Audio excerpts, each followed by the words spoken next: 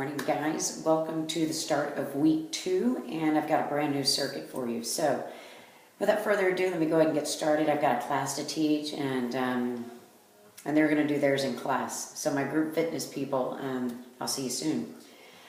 For this particular move, I want you to grab a mat and a stability ball if you have one.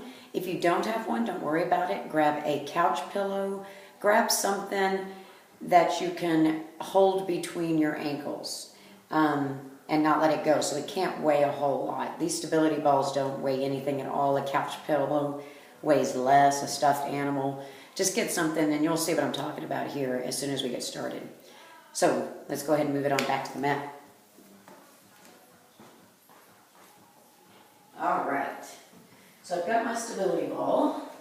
And you're going to lay yourself lengthwise out on the mat. Pardon the skirt, it's turbo attire, okay? I've got shorts on underneath, so it's no freak show. All right, so I want you to roll yourself all the way back. This ball's going to come right above your head. All right. Toes are pointed straight up towards the ceiling. All right.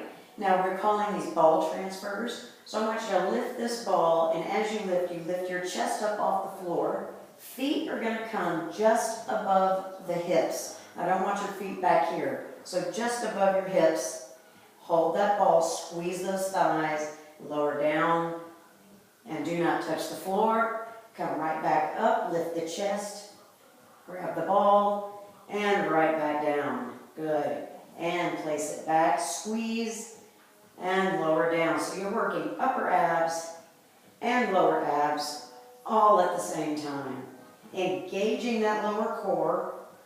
Good. As you lift and lower those legs. I want you to focus on pushing that lower back into the floor. Always. Lift and lower. We'll do it one more time. Make sure your hands come to the ball and not the ball to your hands. Good. So, ball transfers. 1 minute. Like I said, you just need something that you can place between your feet so that you're forced to squeeze those thighs together, which is going to engage those lower abs and give you a guidance when you lower and lift. Okay. Next move, we're going to hit those lower abs. So again, you're going to lay all the way back. Feet are going to come straight up into the ceiling. Now notice, okay, I'm at an angle here, but my ankle stays right in alignment with my hip. I'm not over this far, and I'm not out here. Straight up and down. Your entire upper body is going to stay on the floor. Your hands can be here, or they can be here. All they are is for stability, okay? I like to keep mine closer down to the glutes. I want you to flex your feet because you're going to push through the heels towards the ceiling. I want you to engage your lower core. Lift, tiny lift, and lower. Good. Lift and lower, keeping that upper body on the floor and lower. So it really targets those lower abs. Lift and lower. Notice that when you lift, you hold and then you lower. Lift, hold, and lower. Key point here, we're not doing this. Okay, when you get momentum behind it, you're not really working your core. You're using momentum to get yourself up. So it's a tiny movement. You'll notice when you swing, you can get way up, okay? But when you stay stable and you're lifting straight up into the ceiling, you're barely getting those hips up. And that's forcing you to engage those lower abs. And you can press these fingers into the floor. Lift and lower. Good. So those are lower ab lifts straight up into the ceiling. When I tell my clients, find a point on the ceiling, okay, directly above your feet, and you want to hit that point each time like a string pulling your feet up. Straight up to the ceiling. It's going to engage your lower core, all right? Next move. We're going to take these hands. Toes are toes. Fingers are pointed directly towards your heels and you're slightly leaned back. Now people, they're always asking me, how far back do I lean? You should still be able to grab the back of your hamstrings, but you should not be able to touch your shins, okay? So you're back far enough and then push the hands down. Good. Right next to those glutes. Knees are going to come into the chest. Keep those feet glued together. Try to glue those thighs together. Okay, don't let them come open.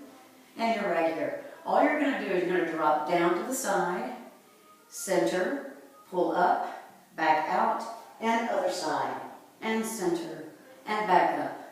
So you're going side to side. I like to call these windshield wipers, kind of like on a car, side to side. And you'll notice that you can start to speed that up. Never full speed, okay? Because you really want to concentrate on that move. Glue those thighs together, pulling it in side and center, side and center. 1 minute, and you'll notice you're working obliques, you're working upper and lower, so that is a total ab workout right there, okay?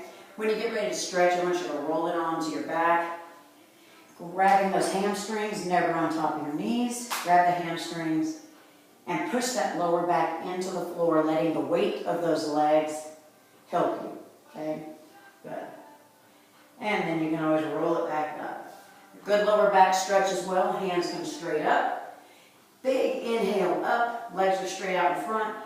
Forward fold, and you'll feel that in your lower back, you'll feel it in your hamstrings, right behind your knees and your calves. And you can do that about 3 to 4 times and release your lower back. So those are your 3 moves. Probably Wednesday or Thursday, I'll give you the bonus move for the week.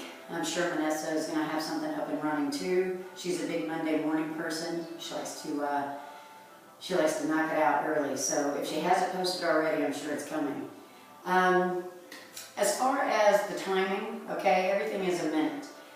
Those people that take group fitness classes or that are very musically inclined, I don't stare at a clock when I do my abs. I know, typically speaking, that as you listen to music, within each frame of music, there's 32 beats.